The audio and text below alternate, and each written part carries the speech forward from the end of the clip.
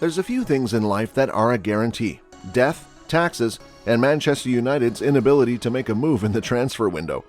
We'd like to focus on the latter today because what the club have been putting their fans through is sheer brutality. This is a club that was once stood tall and mighty at the summit of footballing brilliance. Today, the club is a shadow of its former self, with the managerial hot seat coming with a crown of thorns that has done funny things to its holders in recent years. The arrival of Erik Ten Hag was greeted with a lot of optimism. Finally, United had found a manager who would move them away from the stale brand of football fans had been forced to watch week in, week out. The Dutch tactician worked under Pep Guardiola at Bayern Munich and then went to Ajax, the cradle of total football, a place where it all began for a philosophy of football that was nurtured by Johan Cruyff. But all the optimism has slowly started giving way to a familiar sense of dread and pessimism because, as always, Manchester United have been very slow to react in the transfer window. For a good part of 2 months, the Red Devils have been hotly linked with a move for Frenkie de Jong, who is considered a sellable asset by Barcelona. The Dutch midfielder rose to prominence under Ten Hag during his time at Ajax before moving to Camp Nou 3 years ago. The 25-year-old wasn't too keen on leaving Barca, but has now been convinced that a move to Old Trafford is something that would be good for his career, especially now that his former mentor is there. Unfortunately, United have been finding it very hard to strike a deal with their Spanish counterparts, who simply do not want to let go of the midfielder for a bargain fee.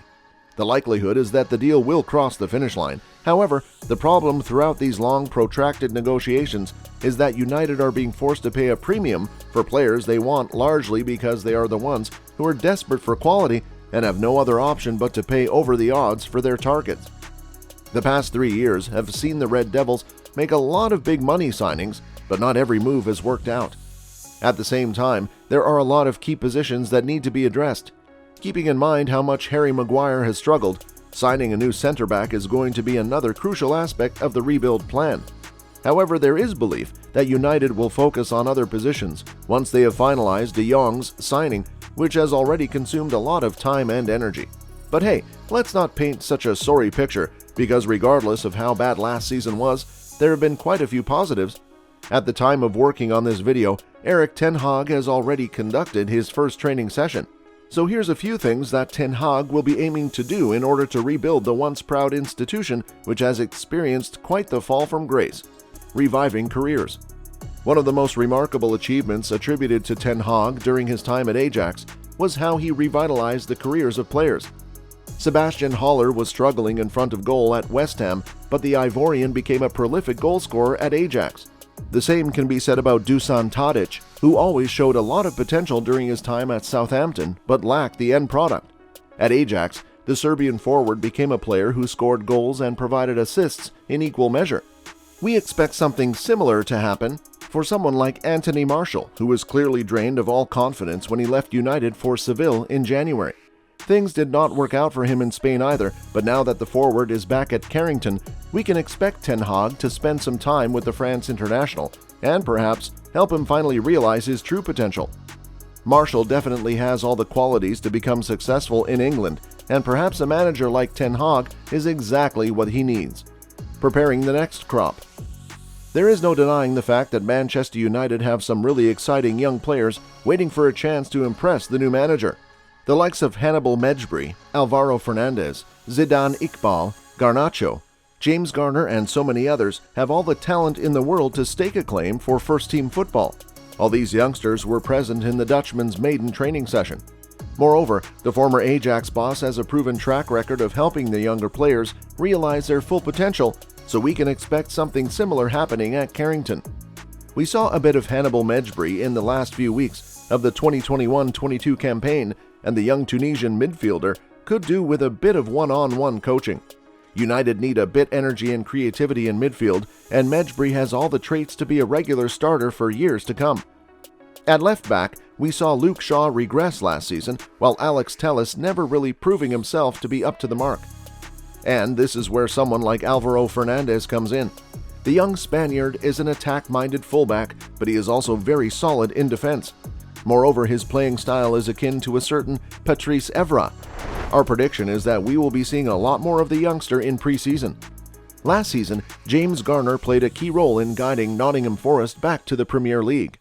The young midfielder has traits that we have not seen in a United midfielder in ages. The youngster has great vision, knows how to pick a pass, and likes to test goalkeepers from way out. During his time with Forest, Garner did play in a slightly deeper role, and perhaps he might be a perfect foil for someone like Frankie de Jong.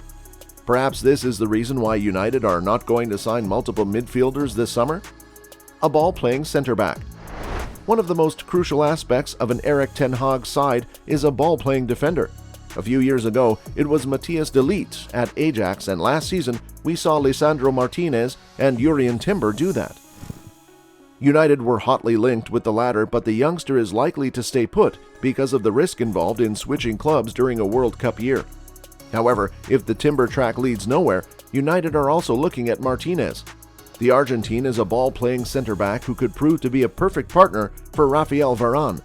24 years old, is eager to test himself out in the Premier League, and we expect Ten Hag to push for a move.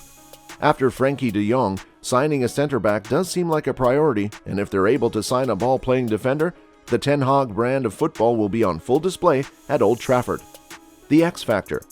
Erik Ten Hag likes his right winger to be one who is very attack-minded, loves to take on defenders, and isn't afraid of doing outlandish things with the ball at their feet.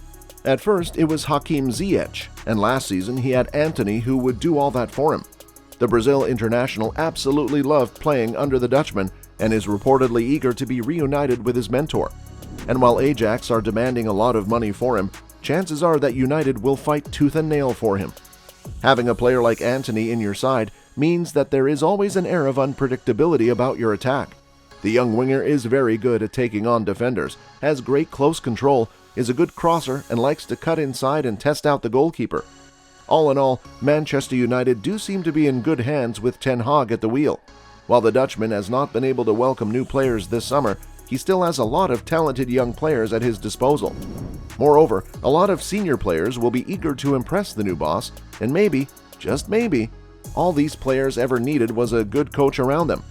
Ten Hag is definitely one of the most progressive coaches out there, and if there is someone who can help restore some of the shine United have lost over the years, it is him.